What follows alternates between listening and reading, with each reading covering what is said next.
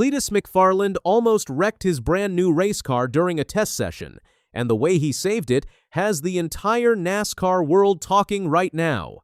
So, here's the deal. Garrett Mitchell, the guy most people know as Cleetus McFarland, spent 10 straight hours driving a NASCAR race car around one of the toughest tracks in the country. And right when everyone thought he was about to crash again, he pulled off a save that even his biggest critics had to respect. But before we get into that moment, you need to understand why this whole thing is such a big deal.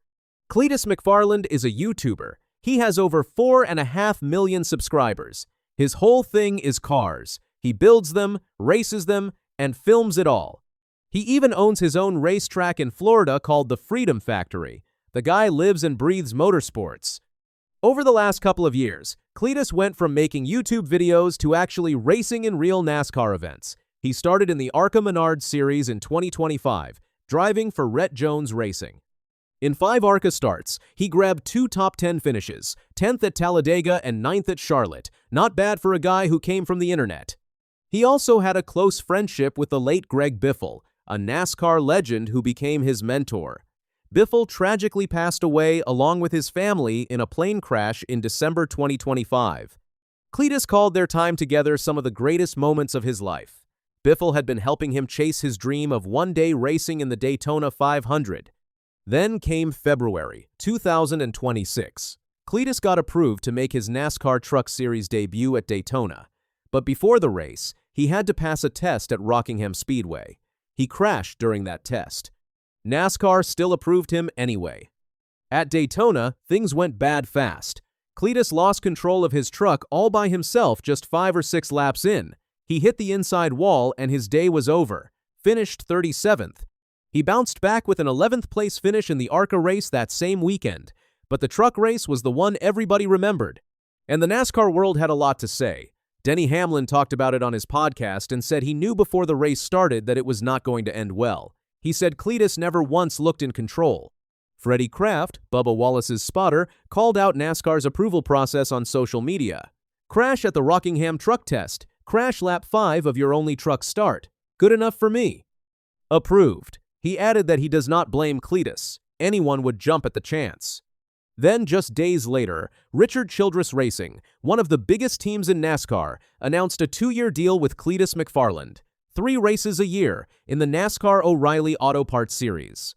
He would drive the number 33 Tommy's Express Chevrolet alongside Jesse Love, the defending champion, and Austin Hill.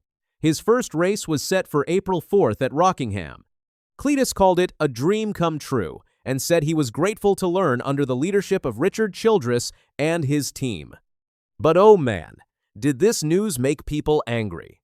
Mark Martin, a NASCAR legend, said qualifying laps do not prove a driver is ready. He warned that every driver Cleetus faces at Rockingham has way more experience and that he would be at a huge disadvantage. Martin said the whole thing scares me to death. Kyle Busch, who is actually Cleetus's teammate through RCR, took a shot at him too. He pointed out his own son Brexton has run more races than Cleetus has. Brad Keselowski said he would rip that thing up and start over when talking about NASCAR's approval process. But he also said he does not blame a guy like Cleetus for wanting in. The O'Reilly series is now on national TV on the CW, and the ratings are huge. Why would anyone not want to be part of that? Kenny Wallace went further with a safety concern. He said Cleetus could hurt somebody at Rockingham because the track is so demanding. The throttle control you need there, combined with a tricky part called the dog leg, makes it one of the hardest places to race. Wallace said Cleetus's fame is what makes this story so big. If some unknown driver was doing the same thing, nobody would care. Ken Schrader said flat out that Cleetus has no business being approved for the race and called the decision bull.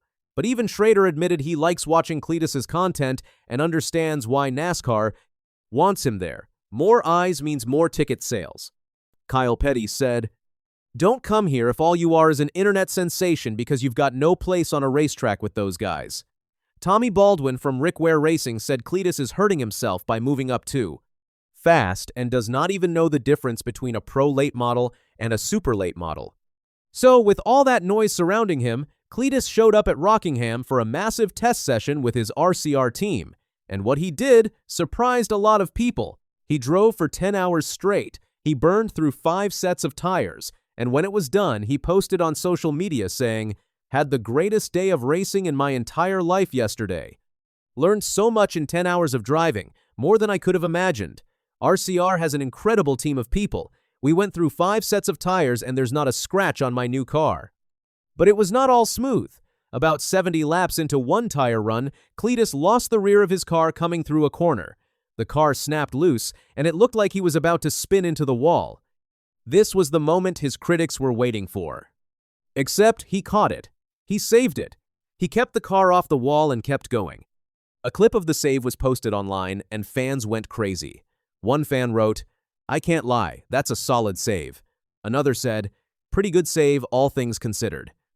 Much better than overcorrecting and going head-on into the wall."